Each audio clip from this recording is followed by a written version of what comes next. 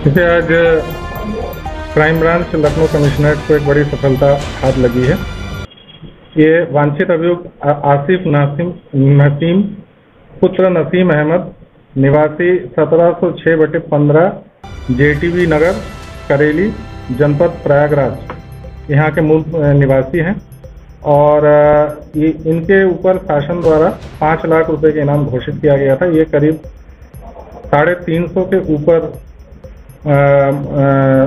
संख्या के अभियोगों में ये वांछित है और इनके गिरफ्तारी के लिए काफ़ी दिन से हम लोग प्रयासरत थे। तो आज जो है सुबह ये सफलता हम लोग को प्राप्त हुई और हम लोग सफल रहे इसको गिरफ्तार करने में। और इसकी जो गिरफ्तारी है जनपद प्रयागराज के सीमा में हुआ है और लखनऊ प्रयागराज की जो सड़क मार्ग जाती है, हाईवे है, उसी में जो कट है वाराणसी की तरफ जो मुड़ती है वहीं के पास इनकी गिरफ्तारी किया गया है। ये जो वर्तमान में जो अभियुक्त है आसिफ नसीम, ये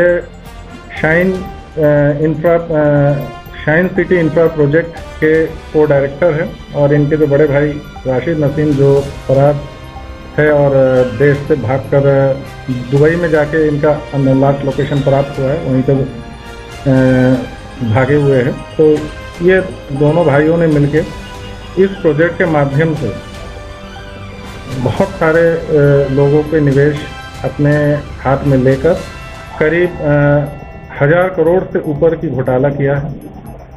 इनके द्वारा छोटे छोटे निवेशकों से अलग अलग धनराशि एडवांस के रूप में ले लिया जाता था प्लॉट देने के नाम पर। इनके द्वारा प्लॉट के अलावा भी कई प्रोजेक्ट देने की लग्जरी कार देते थे लोग। कोई गोल्ड कॉइन्स की भी स्कीम चली जिसके बारे में अभी और पता होना शेष है।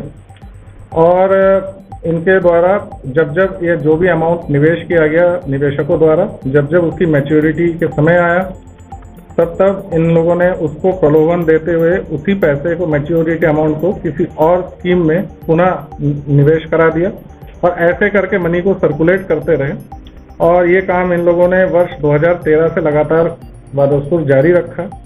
परंतु जब धीरे धीरे निवेशकों के जो मैच्योरिटी अमाउंट जो है समय पूरा होता गया परंतु इनको पेमेंट नहीं हुई या मैच्योर्ड अमाउंट इनके हाथ में नहीं आया, तो धीरे धीरे लोगों के विश्वास जो इस कंपनी से उठने लगा। धीरे धीरे इनके सही चेहरा जो है लोगों के सामने आई और फिर अब एक के बाद एक मुकदमे पंजीकृत होने लगे। इनके द्वारा जो लखनऊ सीमावर्ती किसानों के खेतों में अपने इंफ्रास्ट्रक्चर प्रोजेक्ट की साइन बोर्ड लगाकर ग्राहकों को जो प्रलुब्ध करते हुए उनको धोखाधड़ी उनके साथ किया गया। अपनी ही कंपनी के कर्मचारियों को ग्राहक बनाकर उनके सामने पेश किया गया और उनको भारी कमीशन के प्रलोभन देते हुए ये काम उन्हें बदस्तूर अलग अलग जनपदों में भी जारी रखा। और उत्तर प्रदेश के सीमा के बाहर भी इनके द्वारा अपने इंफ्रास्ट्रक्चर प्रोजेक्ट के कार्य के मतलब एविडेंस हैं।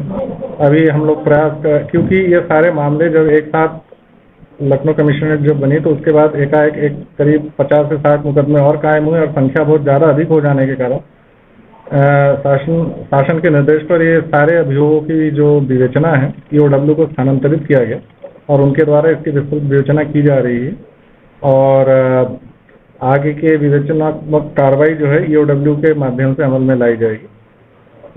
ये जो गिरफ्तारी की कार्य है इसमें प्रमुखता से जो सहायक पुलिस आयुक्त अपराध श्री प्रवीण मलिक साहब, इनके बहुत महत्वपूर्ण रोल रहा है। उनके साथ प्रभारी निरीक्षक श्री केशव कुमार तिवारी थाना गोमती नगर, निरीक्षक श्री धर्मेंद्र सिंह यादव क्राइम ब्रांच, वरिष्ठ उप निरीक्षक वेद प्रकाश, उप निरीक्षक अमित साहू, हेड कांस्टेबल विजय यादव, सरताज, अभिजीत, अतुल पांडे, कांस्टेबल अतुल पांडे, अजय कुमार, इंद्र प्रताप और चंद्रपाल, ये सभी क्राइम ब्रांच के थे जो जिनने बड़ा अथक प्रयास करते हुए इस गिरफ्तारी में सफलता पाई है और मैं इनकी भूरी प्रशंसा करता हूं। और सुश्री प्राची सिंह जो कि प्रभारी है क्राइम ब्रांच के, उनके कुशल निर्देशन में ये कार्य संपन्न किया गया, उनको भी बहुत बहुत बधाई देता हूँ। देखिए, यह स्कैम बहुत पुराना स्कैम और काफ़ी दिन से चल रहा है। कंपनी के अकाउंट्स पहले से ही फ्रीज किए जा चुके हैं, उससे कोई निकासी हो पाना संभव नहीं है, तो ये फ्रीज पहले से ही चल रहा है।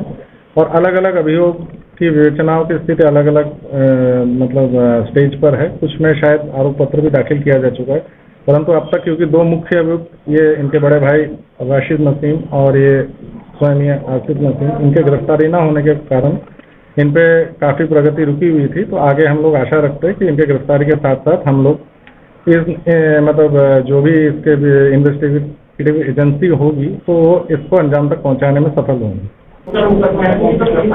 देखिए, आप मैटर को समझिए। ये आसिफ नसीम जो है ये company shine city infra project के जो है ये को डायरेक्टर है, और जो मेन डायरेक्टर इनके भाई है राशिद नसीम, जो कि अभी फरार हो चुका है। दुबई में इनका लोकेशन प्राप्त हो गया।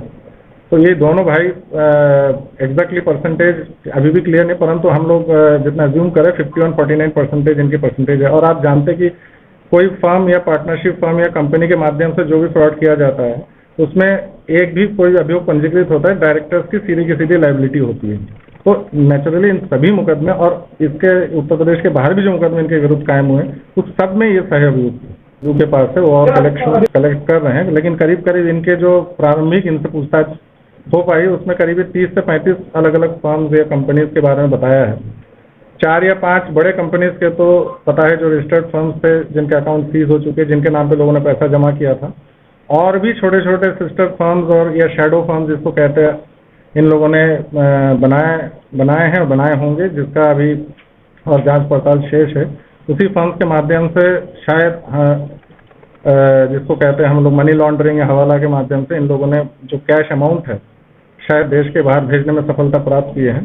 तो इस पे और छानबीन किया जाए। ये एक इसमें सेट नियम है, क्योंकि कोई भी मैत्री पूर्ण राष्ट्र जिसके साथ हम लोग के जो है एक्सपेक्टेशन ट्रीटी है, जिसको हम लोग उसको हम लोग वापस बुला सकते कोर्ट के समन के माध्यम से, उसकी प्रोसेस ऑलरेडी अमल में लाई जा चुकी है और शासन के माध्यम से एक कार्रवाई प्रचलित है।